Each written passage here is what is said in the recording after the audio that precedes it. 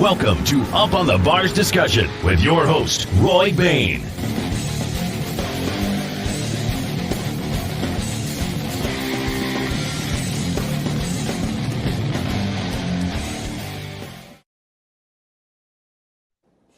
Well, welcome to Thursday Up on the Bars, the last one for the 2022 season, and we're going to wish everybody an early Happy New Year for this weekend. And if you are drinking this weekend, please drink responsibly and find a ride home.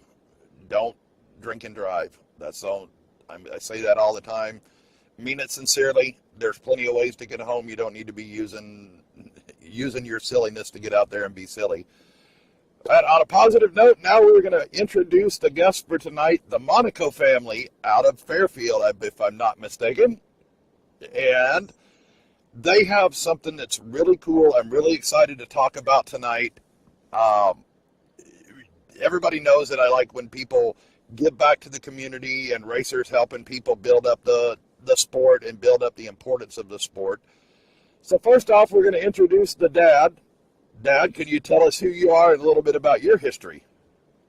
Yeah, my name's Mark Monico, and I've been racing since I was young. Started out in go-karts and moved up to micro midgets many years ago, and then mini sprints, and then finally what I always aspired to do was 410 sprint cars, and with the help of a lot of people and hard work, finally got to that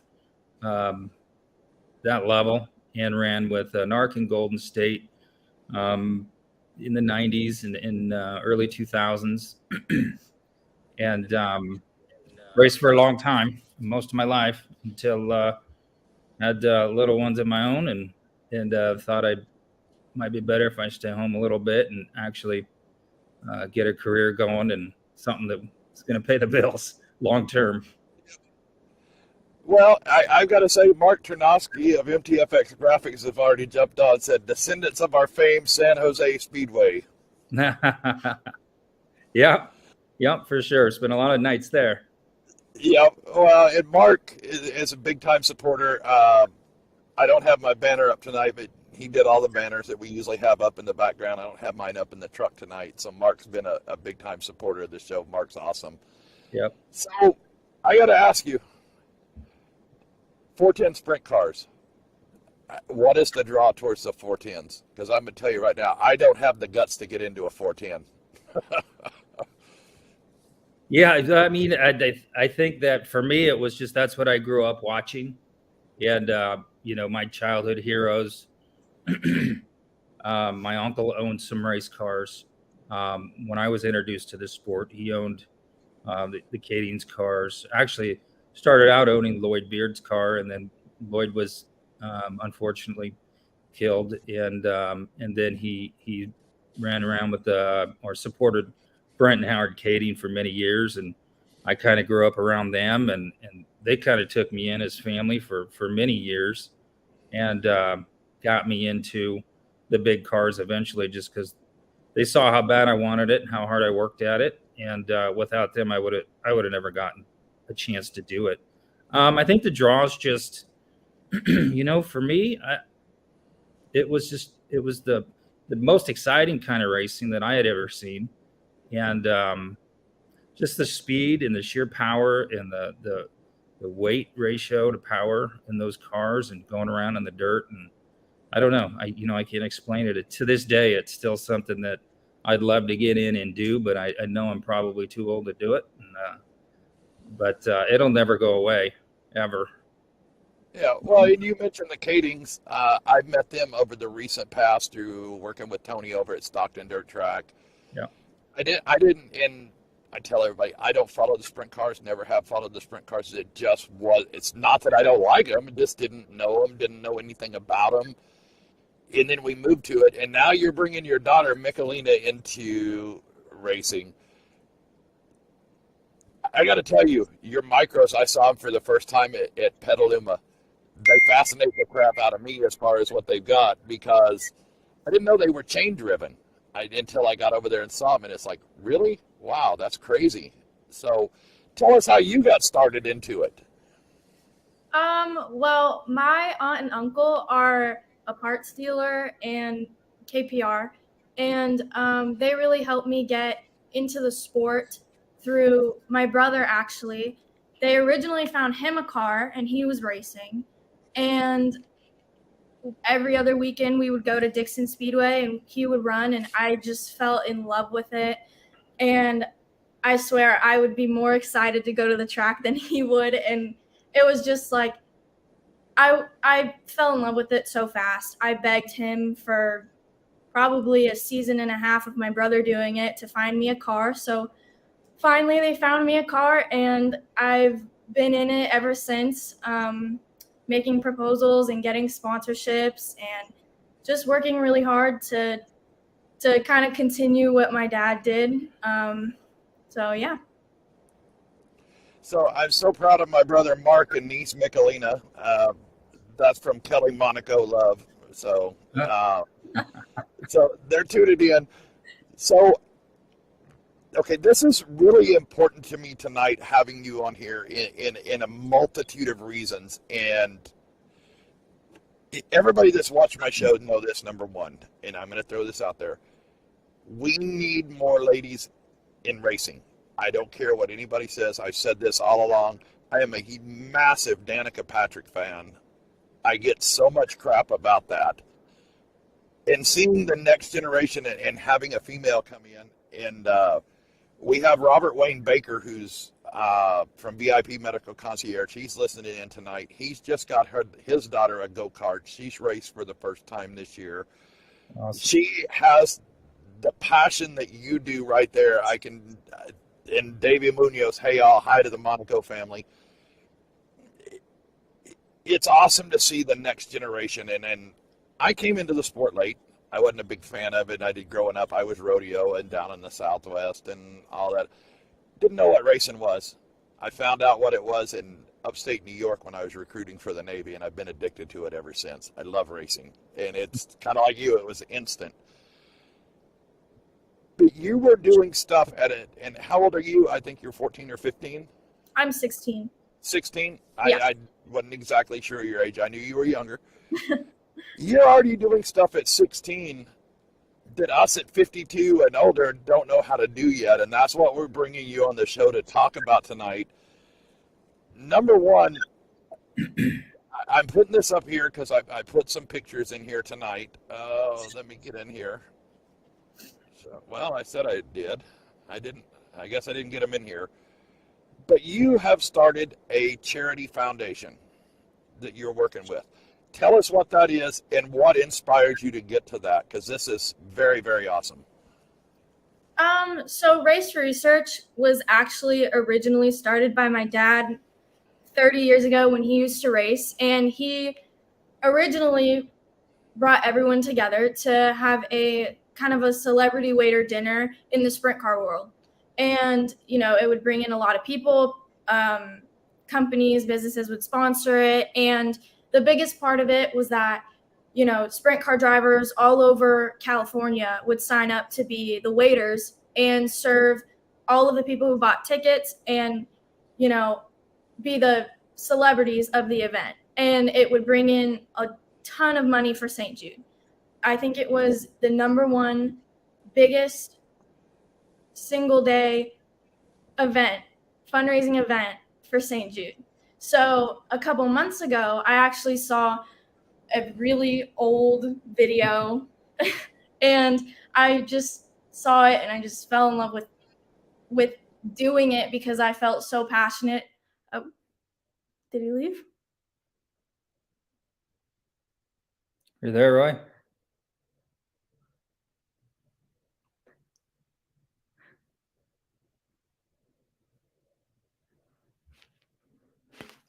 Should I keep going?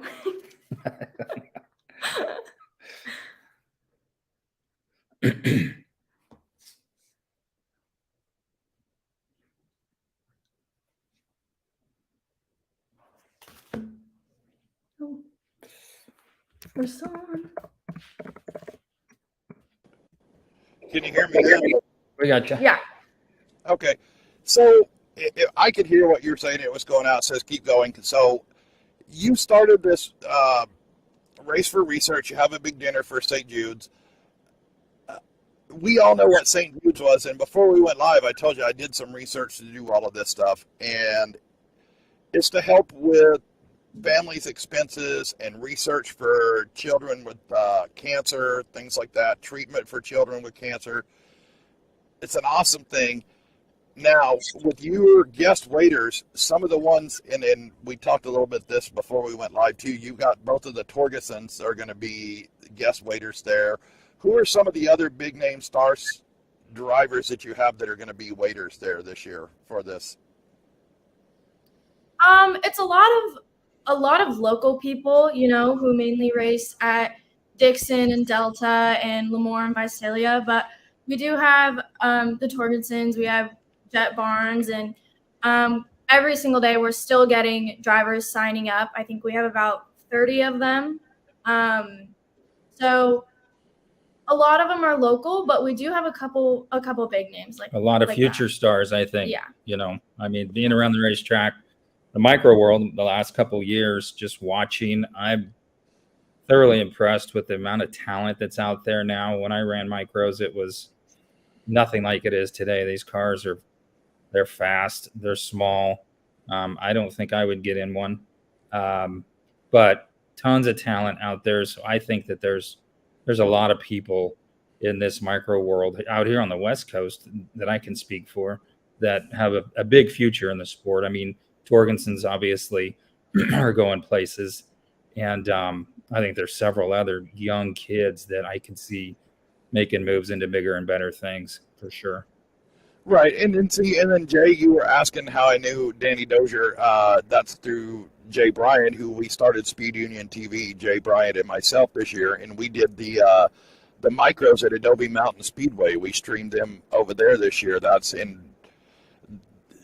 It's insane watching. I don't know how y'all at 16, 14 do what y'all are doing. It's hard for me to explain. There is so much to process that's going on, and those cars are so fast, it's unreal. And I'm sure you've already been involved at least one good wreck so far since you've been driving. I mean, those cars, they get a little sideways, and then they flip 6, 8, 10 times when they flip. They're crazy. How do you recover from your first incident with that? I got to ask that question because I know it's happened at least once. Well, definitely my first flip, I was a little shaken up, but after that, I mean, it happened so fast. I think being in an open wheel racing, you kind of anticipate it a little bit, kind of just prepare a little bit when you get close to other cars, and definitely just kind of brace if you can, but they just happen so fast. It's too fast to react, I think. Right, and I just put a link. If you go to the Facebook group Race for Research, you can like that, follow that. There's a ton of posts that y'all have put out there. Did you go find all the sponsorship that's on there for this? Because I noticed there's a long list, and it just seems to keep growing. Are you the one that's went out to find all of this? We actually have a group of people who are kind of in charge of Race for Research, and honestly, it's been a big help from everyone. My dad and I have done a lot, though, and we recently went to PRI and, promoted Race for Research to a lot of businesses, and a lot of people wanted to help and, donate to the event. And we have sponsors from California as well. So a lot of people have even reached out to sponsor the event. So we've just gotten a lot of great support. Yeah. And your dad said y'all went to PRI. Had I known, we could have met at PRI. We went there too for the first time this year. Yeah. So, Dad, I'm going to ask you, because I don't know how old you are, but you're kind of in my age group. Did you feel like somebody kicked you in the legs by the time you got done walking over there? Day one. So I have to ask that question because I'm not super in shape. Anyway, we're not going to go to that. I get picked on that about that all the time. Our first day there, 17,000 steps logged by my phone. I thought it was going to call 911 for me. I really do, because I drive truck and I get like 3,000 steps, and then all of a sudden 17,000. It was like, there's something's not right here. And did y'all go to breakfast the first morning? No, we didn't make that. No. Okay, so I got to the motel, and Stephen Blakesley and myself shared a room there. I didn't get in till like 2:30, 3 o'clock in the morning, and we were back up at 5:30 after a full day of flying, and got ready, went to the breakfast. But man, I guarantee you by 1 o'clock in the afternoon, I told him, I was like, man, I'm going back to the room. I'm done. I can't focus anymore on nothing, and slept for about 3 hours, and then we went to the big Save the Racetrack rallies. Oh yeah. I don't know, did y'all make it to that? No, I didn't make it to that either. Well, you didn't miss anything other than the free food. That was all I was interested in. And we went to go find a soda. You couldn't find a soda anywhere. You could have all the free beer you wanted. You just couldn't find a soda. It's like, really? I don't drink. It's like, so we finally found sodas. But it was, when we were there, that was probably the coolest thing ever doing that. And I got to meet Tony Stewart and talk to him for a couple of minutes. So that was really cool. And what did you take away from it, Mickelina, there? What did you think of PRI? I just have to ask you that, because if you haven't been, it's very cool. I want to hear it from your perspective. Honestly, I didn't know what to expect going to PRI. Everyone told me that, like, wear some tennis shoes, like wear some nice shoes, be comfortable. And I thought it was great. I really liked it. I mean, I think business, it really showed how important the business side of racing is. And it was really, really cool to see that side of it, just to see how big racing really is in general. Also that promoting myself and promoting Race for Research, like, you see how many businesses are really supportive of people my age and people doing things like Race for Research. So I thought it was a really good experience. I did too, and you're kind of looking at it, you're thinking a little older than your age group, because that's the way I looked at it too, and there's nothing wrong with that. It was to see that many people in racing in one building that was humongous. And I'm going to cuss just a little bit. There didn't seem to be an asshole in the group. Everybody you met was friendly and nice, and that's the one thing I took away from it. As far as that, I don't know. To me, that was very cool, because everybody was very positive and wanted to hear what you had to say. So, and it sounds like that's what you ran into as well. Yeah, it was definitely a positive experience. I mean, nobody didn't want to support young drivers, is what I could tell from everyone I met in the racing industry. Yes, and that's why when your dad talked with me about coming on the show, it was like, absolutely. We don't have enough ladies in racing, number one. You have a passion for it. You can tell you were one of those people that was addicted to it. It seems like the first time you went to the track, you were hooked to it. I want to be a part of this. I want to do this. It's hard to see young kids getting involved in it, and that's what I want to encourage. All this stuff. We had Lacey Cool. She drives Legends out of Florida. She does Drive for Diabetes Awareness. We supported that because my brother was a diabetic. To see y'all doing stuff at a young age, to me, it's a little bit inspirational from my part, as far as, hey, I'm late to the party, so we're starting late. So what has been the biggest struggle with you with sponsorship? I want to ask that question, or going out and trying to find sponsorship, because everybody that listens in on this page wants to know the secrets, wants to learn how to do it. But everybody has kind of the same opinion. So what are your thoughts as far as what you've had to encounter going with this? Honestly, it came from me starting out. I didn't have great equipment and stuff, and my dad, we're not rich, like we can't afford very like the high end things. So I figured I wanted to help him pay for some of the racing stuff. So I started out going after businesses who weren't in the racing industry. We sat down and we made a proposal for me, and I just sent it to my local businesses like pool companies and air conditioning companies. I didn't start sending them. I started really small. And as I kept getting more and more and more and just hitting the right people, everything just kind of gained momentum.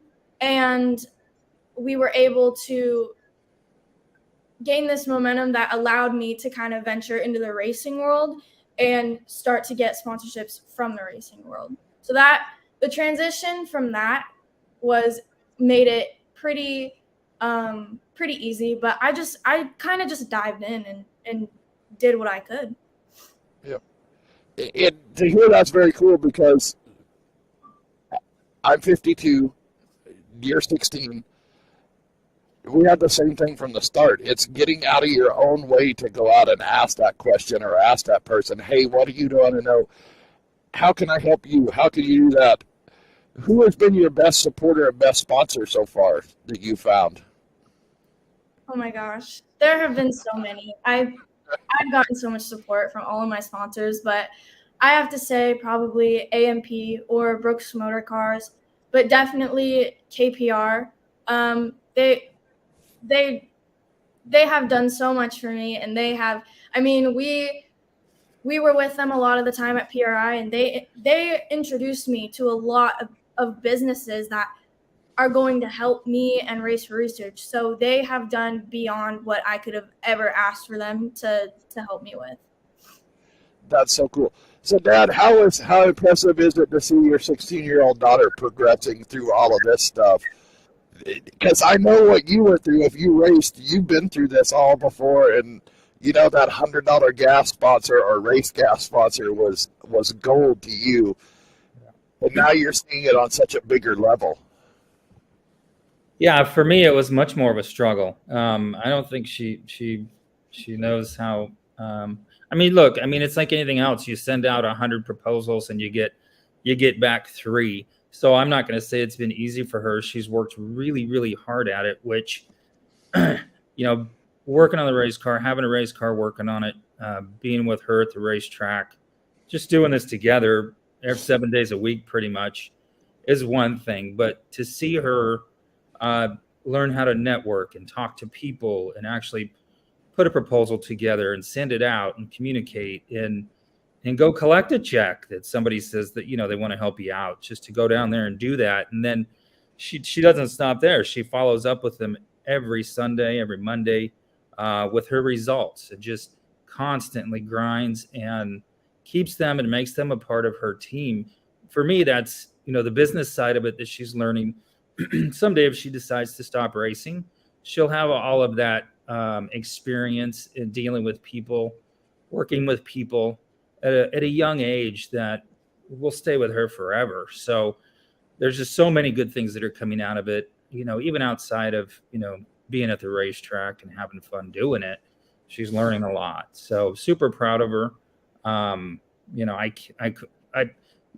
were cheerleading, competition cheerleading 4 years ago. And I love that. It was a lot of fun too. So, but yeah, I would have never seen this coming, and just all the life lessons that she's learning from this is huge. It's the main thing for me. Well, Mark Garner says, what's up, everyone? Hope all is well. Yeah, it's good, Mark. Thank you for checking in here. I went through 4-H and FFA growing up, and we learned public speaking, things like that through all that, and we did things like that, and that kind of geared me towards doing all of this stuff. And then I recruited for the Navy for 6 years, where recruiting taught us network. You're always meeting people. You're always shaking hands. You're doing all that stuff. When I got out of the Navy, I put that all aside, didn't think about it. Now we've started with the Pro Stock Series and doing all that stuff and getting back into it. But for me, and I have to tell you, we started the streaming company, and I talk about Stephen Blakesley all the time because he helped get all this off the ground. You were talking about the new technology, Dad, with all the cars and all this stuff that's out there. They started all this stuff when we started putting together our websites and all this other stuff. if we'd have Zoom meetings. I'd never been in a Zoom meeting, number one. I had to figure out how to do Zoom meetings. So then we get in there, and there's young kids that are between, I shouldn't say young kids, younger people, 21, 22, 23, that were helping us do all this stuff, and they would start explaining stuff in these Zoom meetings. But my eyes would glaze over because I wouldn't know what they were talking about.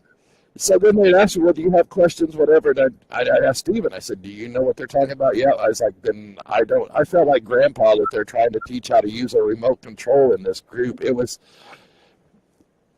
so to see what you're doing right now is impressive to me, because you've already figured out the importance of social media in doing all this stuff. I was trolling all your pages, getting information for tonight through the day, and it's like, the way you write your posts and things like that are very impressive. It's something that I've had to learn this year, and not just type in a few hillbilly statements and throw them out there.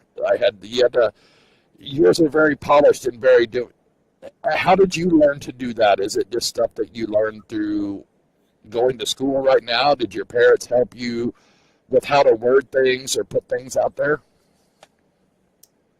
I think English is definitely one of my better subjects. And I'm just copying other professional accounts, just saying the kind of stuff that they post. Copying them is just honestly the main thing that I've learned how to promote Race for Research, Also definitely learning. My dad is very good at the business side of things, and I always proofread my stuff to him, and I always send our posts to our committee to see what everybody thinks. I mean, it takes a whole group to really polish, like you said, and make sure that we're posting things that people are going to gather information from, and people are it's going to catch their eye. So we do pay a lot of attention to what we post, because it's really important, especially while we're not in season. Yeah. Well, and somebody posted. I'm reading through all the corner. How do they join the Race for Research event?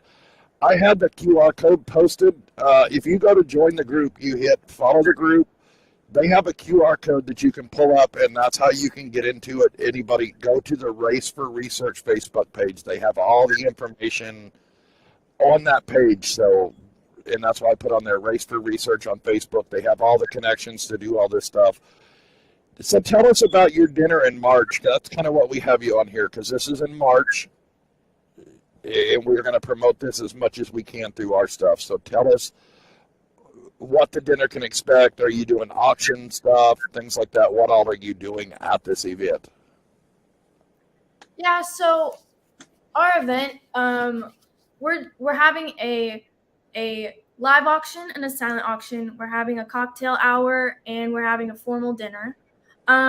It's at the Hilton Garden Hotel in Fairfield. So yeah, we have a lot of auction items. We're still gathering auction items. A lot of it is just to promote St. Jude. Every penny, every dime goes to St. Jude. And we have a couple people speaking, one of which actually was a little girl who had cancer, who attended my dad's Race for Research event, and now she survived, and she's speaking as a 28-year-old at our event now. So it's pretty cool. We have a lot of really cool things to expect. We have tip jars on all of the tables for the drivers, and we haven't decided what yet, but the driver who gets the largest amount of tips will get, a custom suit or a helmet or something really cool like that. So we have a lot of little things to expect, and Yeah. That story of bringing a young lady that was at your dinner back to speak over there, that is, to me, that kind of brings a little bit of like that tear to your eye. That's so cool to hear that, because we've all seen, anybody that's a part of the racing community, you go to all these different pages, you see all these different things, and we always see that one child that passes away that always wants. I know I sent a bunch of stickers to one kid in Iowa that passed away to put on their coffin. They said he was a huge race fan, just wanted stickers to put on the coffin, things like that, and to see what you're doing, it's just, to me, it's inspirational, and I hope everybody out here is listening. We can convey that to them. It's so cool what you're doing, and do you bring fans in to watch you race or anything through this? Do you have any connections through that way, or is it just mostly charity stuff that you're doing? Yeah, it's mostly the charity stuff. I mean, this event, back when I did it, it had so many unintended benefits that arose from it, and a lot of it was with fans and sponsors that either didn't know about St. Jude's or they didn't know about racing, and then when we mixed the two, they both became fans of both, and drivers got sponsorships, and St. Jude's got donations, and annual donations or monthly donations, and it's more of a it came from when I started it the first year. We had 300 people, and then it sold out every year after that. It's 750 people at every event, and we'd raise well over $100,000 at every event, and it's a single night event. So the auction is a big part of it. The drivers are the waiters, but they're wearing their fire suits, and now the kids are going to do the same. They'll wear the fire suits and serve the steak dinners, and it's truly a kids helping kids event this time, which I think is a big seller. It's a big draw, and it catches a lot of people's attention. The young lady that I met, St. Jude actually flew me back to Memphis, Tennessee to visit the hospital and tour it. And I met Tiara. She was 4 years old. She was fighting a cancer called neuroblastoma, and the odds were very stacked against her. But she survived, and now she's 28, and we've stayed in touch. We were good friends with the family and her and her sister, and they want to come and they want to speak and they want to talk about kind of her journey afterwards and what it did, because I think in racing, what it did for the racing community, people kind of view us as a rough and tumble group of people, but the St. Jude rep that I worked with in the past, her main, she was blown away by the generosity of racers. I mean, here we go out, we compete, we beat on each other every night, and these kids do the same. And they come together for one night to work together for people they don't even know. But the cash, the money that flows in, it's just one of the most generous groups of people that she'd ever witnessed. And she does this for a living. Right. And so racers are good people. We do things better than most in many cases. And that event actually was, as far as a celebrity waiter dinner, it was bigger than actually the San Francisco 49ers celebrity waiter dinner. It drew more people and raised more money at the time. So I think racers in general, not that they get a bad rap, but they're not viewed as people that are out there doing a lot of good for other people, and that's just not the case. I think the micro world is proving to be the same way. The support that she's getting and the committee's getting for this event is no different than it was 20 years ago. Yeah, well, Jay Bryant commented on here. He says, love this. Mark Tenoski, you are my heroes. Mark is, she is, and my captain really too. That's from Mark Tenoski. Roy would like to know if Mickelina would be interested in connecting with Courtney. She is really looking to connect with other racing young ladies. Yeah, Mickelina, that's Robert Baker, wants to see if maybe that y'all can hook up off air to talk about your journey into racing as she's getting into it her first year. Because I'm going to tell you right now, his daughter has got the fire in her eyes when it comes to racing. When she starts talking, it's like the daggers come out and she's high intensity. So it's staying at such a young age is so cool. And you can see it in you as soon as you started talking. It was like, I know you're not the nice person that you are right there when you put that helmet on. You can tell a mile off. And you may not say you are or not, but you can tell. So, David Munoz, thank you for what you all are doing with St. Jude's. This is coming from a 4-time cancer survivor. So, there you go. Yes, so very cool. I want to go back. This is why I started talking about this show When we started the show, this is what it was. I don't have an agenda when we do the show. I just like to talk about, bring attention to young drivers, people, whatever. It's morphed into more people, whatever. Racers are a community to themselves. That's why every one of us like to go to the racetrack and go to the pits every weekend. If your car breaks tonight and you need a sprocket to go out for the main event, it don't matter if it's the person that you're competing for a championship. If they have that sprocket, you'll have it to put on your car. To me, that's the coolest thing ever. We see that people do the helmet walks for all these other things. You got the Bloomfield family who had a horrible incident this year. The racing community has done a ton to support them. You're supporting, and this is going to sound crappy, but it's not. You're doing this for people you don't know. You'll never meet, you'll never see. But what you're doing is bringing something to people that you'll never know how you affected it. To me, that is just absolutely cool. And the younger generation is getting such a bad rap for all this silliness. To see somebody like you at your age say, you know what, I'm not going down this path. We're doing this. People should strive to be like you are, not like what you see everywhere else. That's so cool. Thank you. Jay Bryant says, no other sport helps competitors like racers. Absolutely. Brent Kuehl commented, good work from all of us. He is the Drive for Diabetes Awareness guy that's right here listening in. I'm not sure the name of who this is. Our son Christopher passed away at 26 of brain cancer. This is a cause near and dear to our hearts. We're getting testimonials right here in what we're doing. Then to me, that's just so cool to see all of this stuff. And I can't thank you guys enough for starting what you're doing. And I know we talked about Tony at Stockton does a crab feed every year for St. Jude's. To see what everybody's doing for that is so awesome in the racing community. And I want to come see you race sometime. Are you racing at Petaluma anytime this year? I don't know about Petaluma. I know they do micro races, but we race more Dixon and Delta. And if nothing's going on at those two tracks, we'll go to Visalia or Lemoore.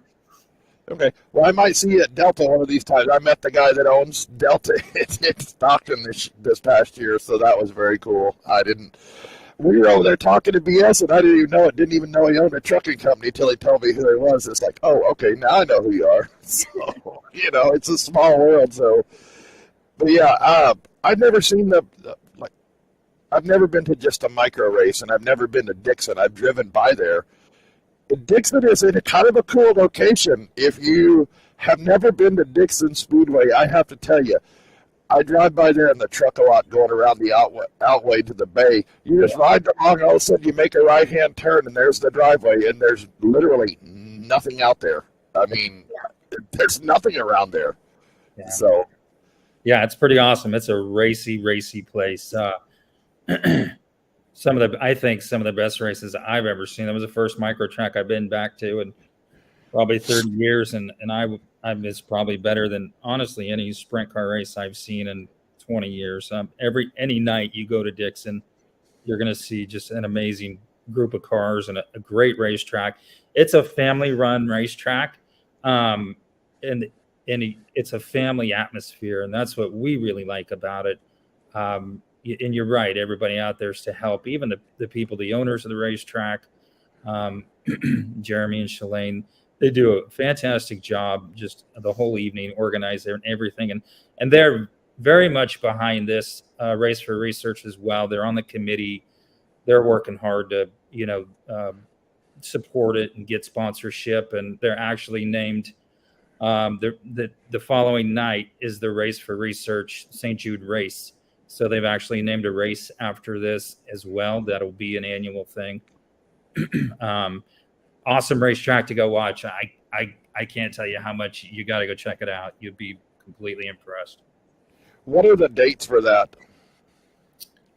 Our dinner is on May 12th. It's a Friday night, and the date is May 12th. Yep. What time? I think we start at 6:30, the cocktail hour, and then 7, silent auction, and it'll go until probably 11 o'clock by the time we get done with the live auction. And All right, so that is the Race for Research for St. Jude's dinner. That's going to be at the Hilton Gardens Hotel in Fairfield, California, May 12th, 6:30 p.m. Go and support this. Let's sell out their event. Let's bring in $300,000 for St. Jude's this year through this program. That would be so awesome. And don't forget, these are young racers that are going to be putting this on. This isn't the older generation. This is the new generation coming in to giving back into the racing community. So I can't talk about this enough, and we'll talk it out, put it out as much. And if y'all will remind me, we'll run posts as often as we can and get all the details out. And I will post a QR code on the bars page later, so you can click onto it, get all the information. I didn't know what QR codes were till this year and didn't know how to use them. So I got to tell you, I'm learning how to use them. So I have to ask y'all went to PRI. Did y'all ride any of the bird scooters that were down there? no, No. I didn't see a bird scooter. Okay. We stayed at the Holiday Inn that was literally across the street from Lucas Oil Stadium. Okay. And every night when we come back to the rooms, there was about 50 of those little rental bird scooters sitting out front. Everybody was riding them. And I kept telling Steven, I was like, man, I'm going to do those. This beats the heck out of walking. But every time I thought about it, it's like, I know this is going to end up with a trip to the ER, so I'm not doing it. So, but I was surprised at how many of those bird scooters ended up back at the hotel every single night. I just had to ask if y'all did them, because apparently it was very popular there. There was I think every one of them in the Indianapolis area was down by the convention center that weekend. Yeah, for sure. Yeah, we didn't make it outside very often. Yeah. When we did, it was dark, and we spent most of our time inside there. And we had a lot of meetings with people that kind of tied us up from other things that we planned on doing and didn't get around to. But So David Munoz says, Mark, get a hold of me. We would love to find out more info about what you all are doing for St. Jude's. All So right. if you don't know Davey Munoz, he's announced all over out here with Madera, had a show on ESPN radio, all that stuff. Super cool guy. Like I said, he's battled cancer repeatedly and come back, and he does a little show. I'd probably love to have you on his show to promote it as well. So Okay. We'll do. Davey's a good guy. So, but no, back to that. We went to, we've had Ed Renzi on here several times. If you don't know who he is, he was the CEO of McDonald's for several years, had an NASCAR Cup Xfinity and truck team. It's been involved with a lot of stuff. And he was going to go with us this year, but he had to go to LA for something at the last minute and couldn't make it. But we had made reservations at St. Elmo's. He's like, you got to go there. You got to have the shrimp cocktail. Yep, we went there. Did you? Yeah. All right. So our dinner reservation was 10 o'clock Friday night. I told Steven by the time we got back, I was like, dude, we're getting in an Uber to go over there. I'm not walking. I'm walked out today. We're done. I'm exhausted. So we ride the Uber over there, eat dinner. And Fred and Patty Ryland went to dinner with us. And they were staying in the same hotel, so we ended up walking back. I was like, man, I lost on that one big time, because it's like, man, and it wasn't that far, but after you walked, I know what y'all went through. After you walked 17,000 steps or 18,000 for the day, and then you walk another, it's like, man, this has got to stop. You're killing me. So I'm out of shape, and I was not enjoying myself with the walking. So, and on top of it, it was cold. Well, for y'all, it was really cold. For me, it wasn't super cold. I live in Oregon, and we got snow. Y'all don't. It's not the same, but Cold. Yeah. yeah. So, did you have the shrimp cocktail while you were at St. Elmo's? Our table had it, but I didn't. I'm not a shrimp guy, so I had something else. I can't remember what I had, but the meal was fantastic. It was amazing. Well, that was the whole thing, was trying the shrimp cocktail. I'm not a horseradish fan. There's a ton of horseradish in that. And I grew up in New Mexico. We eat chili peppers, all that other stuff, and I've had hot food. that horseradish is hot, but it's not like pepper hot where it burns your throat. You take a bite of it and it just comes through your nose, and your nose instantly starts watering. It's like, oh my, this is a different kind of hot. But it was so good. And then I had the cucumbers and onion thing instead of the salad. That was the best stuff I ever had in my life. I'd kill for that 3 times a day. That stuff was good. Holy cow. So. Yeah, it's a good, everything there was really good. Yep, and we had dinner there. Thanks, Lyle Hopper, Winning Attitude Motorsports, for that. So he went back there with us. And then I had another young man that did his first NASCAR truck race on here at the Dirt in Knoxville this last year. He came on my show. His dad calls me on Saturday. He says, hey, are y'all going to be there? I said, yeah. He said, well, we're just pulling in. He said, I got something for you. Come find us. Like, okay. So I went over there. They brought me after I'm telling you all this walking we did, they brought me a big old box of donuts from Long's Donuts there in Indianapolis. It's like, oh my God, that is so good. He races for Mullins, Mullins team at ARCA. He's races with them and all that stuff. So I was like, man, how did I get to know all these people? They brought me a big old box of donuts. This is crazy. Don't question it. Just that's what I said. I said, man, this is really good. And that's what I said. You're networking at 16. I literally started this year. I mean, I'm 52 years old getting into this now, and you're 16. You're going to go a long way. We already figured out how to get out there and meet people, so that's awesome. So what is your goals as far as your racing goes? Wherever it takes me. Honestly, the goal is obviously sprint cars for me. But I think definitely continuing to use racing to promote myself and St. Jude. I think both are great things to just put out there, but definitely a sprint car. 360 or 410 is my end goal in racing, but we'll see. Well, we have somebody from Australia watching tonight, Stephen Haley. He's on here watching from Australia tonight. He drives a sprint car in Australia, so we've had him on. He did the show from a McDonald's in Australia. That was kind of funny. So, hey, Stephen, how you doing? I hope the rain settled down on you. So, yeah, you're getting a reach out there. So, but he's watching. I just noticed he's joining there. So, are you looking at going to the Chili Bowl anytime soon, or the Tulsa Shootout? I know that's going on this week. We were actually going to go this year, but we ended up not being able to. So we're planning on going next year. It's not totally set in stone, but next year we're planning on going to Tulsa, hopefully. But yeah, Clay Cup, Cal Cup, all those big races. Yeah, Steven says hi, mate. Not bad. Yeah, I was watching that, and I didn't waste any time having a fist fight there. With the first night, already fighting it going on. So I've been to Tulsa. I've driven by the Expo Center. It's hard for me to believe that they have that many people in that facility. I grew up in Clovis, New Mexico, not super far from there. I would like to go see it just to say I've seen it.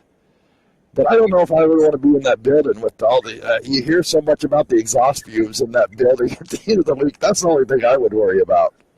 Yeah, you hear a lot about the Tulsa flu, right? Everybody comes home and they're sick. I don't know how true it is, but I mean, 30 years ago, 40 years ago now, when one of the first one or second one they had, I ran a micro, and there wasn't bad because there wasn't 1,800 cars there like there is this week. Yeah, it's hard to believe. It's incredible how big this sport is, the micros, across the country. There's 1,800 of them there, and most people didn't go. So that just tells you how big this sport is, the micro. Yep. Well, Brent Kuehl asked Mickelina, what do you do to work out your arms and hands? So I know why he's asking this question. His daughter's going up to run the junior Iditarod in Alaska. She's going from Florida to Alaska, and wow, that's cool. That's going to be a culture shock. So, and I know she started a training program, so I'm sure that's why he's asking that question. Well, I don't really need to do much for that because I'm in restricted and I have power steering. So if I ever move up and don't have power steering, I'm definitely going to be in trouble. But when I was in cheerleading, I definitely did a lot of conditioning for that. And I would say, honestly, just, I did a lot of bear claws and handstands on the walls and holding them for long periods of time. And it was tough. Arms are definitely not my thing, but just consistently working out when I was in cheerleading definitely got me a little stronger than I am now. Yeah, cheer was like boot camp. Yeah. It was brutal. Well, I have a really good friend. Power steering. What the hell? So he says we never heard of that. So I had to tell you a funny story. I have a friend that we raced, and his name's Scott Lance. He's a chiropractor, doctor, all this other stuff. Super nice guy, super ultra competitive racer. Every year, him and his friend would take off, and they would do a whole week of just hiking through the mountains up in Oregon. I mean, they would start Sunday and get home Sunday. So we were driving home from California somewhere, and we were talking to him on the phone. He's like, yeah, we went from here to here. We walked 77 miles this week. We've done all this, blah, blah, blah. We climbed this mountain. And I was like, that is the worst thing you could do to me. You made me feel as bad as it gets. I'm sitting here listening to your tales while I'm eating a chocolate bar. Thanks, Doc. You're awesome. Appreciate it. So it's like, that's when you realize I don't work out, so we're going to say that right now. I don't. So, but yeah, that's. How many wins did you have this year, or did you get any wins this year? Well, it was definitely more of a learning year. This was my first full year, so no wins this year, but hope we're planning on Got it. a couple top fives and Yeah. trophy dashes, and so she's getting there little by little. Yeah. In the micro class doing that's pretty good, because I know there was a lot of cars at Adobe Mountain. I know at Dixon, I don't know how many there at Dixon on a weekend, or Delta. I know Delta's always got a full parking lot when they're running. You hear them run all day long. They make the most crazy sounds over there. You can hear them on the other end. Yeah, both tracks will get 70 cars on a slow night. 100 plus on a big night, so. Yep. How big is Dixon? I know Delta that's a little track, but I know y'all are driving little cars, so it's kind of a big track. Yeah, Dixon, they're pretty close. I mean, really the same gear, pretty much. We run the same gear. Dixon's probably a little bit bigger, but not much. We haven't found much different shapes. So probably a little bit faster at Dixon with momentum and everything, banking. But yeah, they're pretty close to a 6th or 7th mile, I think they are. So what is the progression from the micros up the sprint car chain? Because I've never actually heard that. I know people go different routes, different ways. You hear box carts, open carts, sprint cars. You're driving micros. What is the next progression up the step for you? We've talked about midgets. I don't know. It's pretty hard to compete in the midget world, I think, without, the best equipment. So I'm not really sure. We've talked about midgets, but maybe 305s. 305 sprint cars. We're not really sure at the moment, but we're just figuring it out as we go, unless he has some other plans.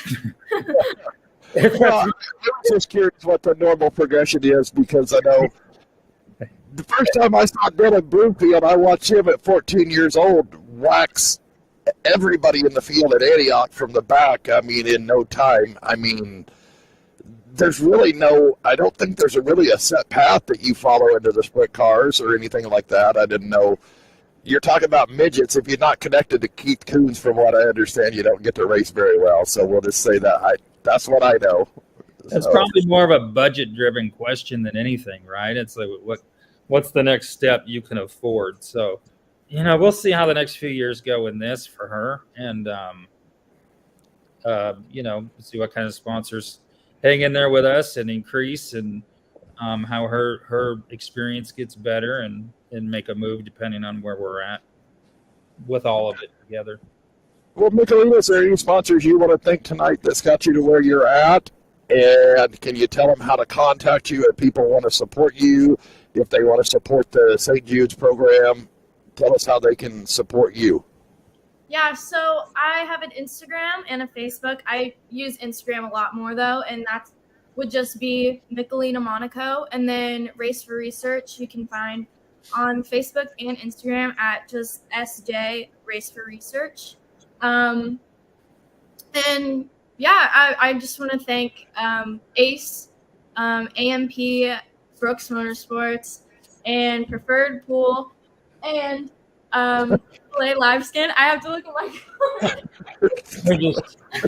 Alana Enabled, and KPR definitely. Yeah. Okay, so, well, and you happen to look at the car, so I have a question for Dad and for you. You're moving up, you're running top 5, the wind's coming. Do you have a nice little neat notepad somewhere in the side of your fire suit, or does Dad meet you in victory lane with the paper so you remember to thank all your sponsors, or how does that work? I don't know yet, but it's probably going to result in me being pretty embarrassed. Well, I laugh because you don't think about that. I haven't got a main event win, so I haven't been in that position yet. I haven't raced in the last 2 years because we've been busy doing a lot of other things, which not complaining at all. But that's what somebody said, and then when we went to a chassis school, they're like, and when you're talking about sponsorship, trading, and all this other stuff, you've always got to make sure you have your card with you in your fire suit, or somebody there to hand it to you when you get out, because you'll forget. And have you watched that show on Netflix, The Crew, with Kevin James or whatever his name that's on there? No. You've got to watch it, because that's the whole thing. The guy goes up there and gets a top 10 of their interview, and the driver's kind of real fried. He can't remember names, and he's over there going, Kevin's over there, and he's like, do it on this point. And he's like, oh, okay. That's why when you looked at the car, I was laughing. So it's just kind of funny. We've all been there. You get put on the spot. It's like, oh, my brain's not working. Who do I remember? Who do I think? So, I got to thank my sponsors, Jay's Mobile Welding, Fabrication. You got Workman's Communication, VIP Medical Concierge, Drager Performance. There's a ton of them that it's on here that help bring the show every week. But hopefully we're bringing a lot more after PRI, just like you. That's kind of why we went there. It was just getting out and shaking hands and meeting people, and so I have to ask you this question, because we heard this all week long at PRI. I think every person you spoke to talked about the advantage of having somebody connected on the West Coast to bring their name out here to the West Coast. How many times did y'all hear that week during PRI? We heard a lot. Like I said, we were with KPR most of the time, and they're a dealer. And a lot of the businesses, when they were talking to KPR, they said, we don't have any dealers in the West Coast. Like, yeah, we want to do business with you. So I think a lot of the racing industry is looking to expand kind of towards the West Coast. Yeah. I've asked that question because for a year we've been talking with some people. One of the ones that's with Race Logic Chassis Schools, which we're doing a Race Logic Chassis School at Fred and Patty's shop in February. You've got the East Coast and the Midwest. They race 4 to 5 times a week. They're doing all of this stuff. Their technology is, on average, 3 years ahead of what's going on the West Coast, and it takes 3 years for that new technology to go over here. And we've been talking about a way to bridge that gap between what they're doing on the East Coast and the West Coast for a year. Then we went back and met all the people from Speedway Motors, Pyrotech, exactly the same thing. They said with the streaming service, we don't have a connection to the West Coast. We don't have a connection to the West Coast. The West Coast and the East Coast are not doing something right. We're not working together. There's a door there for a lot of people to take advantage of, and y'all being at PRI, that's why I wanted to ask y'all that question, because that was brought up to us many, many times that week at PRI. So I was wondering how many times y'all heard that as well. So, yeah, I think, in a stock car world, it's probably more prevalent. Only from going back to Indiana and being back at Eldora a couple times in the last few years to see that the stock cars are so much more popular out there than they are here, right? I mean, the sprint cars are kind of the supporting program for those guys, which out here it's kind of the opposite that way. The open wheel stuff is is a lot more current, I think. But yeah, as far as we've got some car manufacturers out here on the West Coast, and actually in Washington, there's Farrell and Joe's Racing Products. Huge supporter of micros and stock cars, I think too. Joe's does. But yeah, a lot of the vendors were looking for somebody to help them out here and get their name out here on the West Coast. And so we had some pretty good conversations with them about that. The thing about the West Coast is, there's a lot of money out here in racing, right? A lot of the racer families can really afford to do it right. When you go back east, you go to a micro race, there's a lot of older equipment, guys working just as hard as anybody, but obviously the economy it's completely different out here than it is in many parts of the country. So we have that part going for us. It's just getting their name out here, getting their products seen. I think that's what they're looking for. Yeah. So Brent Kuhl says, my advice to you, Mickelina, is to have a vision. Don't dream about big things. Be a doer. Be different. Don't follow rather than lead. Don't follow, rather lead. You got this. Oh, and Dad, enjoy the journey. There is no destination. I'm with you. Yeah. So, for sure. There's no doubt about that. Yeah. So, but yeah, it was very cool talking with you. We're right up here on the hour. If y'all will hang tight off here, we'll end this, and I'm going to put this. If y'all want to go back and listen to the replay, it'll be up on Spreaker or all your favorite podcast sites here later on tonight. So thank you, everybody, for tuning in, and Happy New Year, and we'll see you next week. Lyle Hopper, Mike Learn, and myself will be on here talking about the 2023 season with the Tri-State Pro Stocks.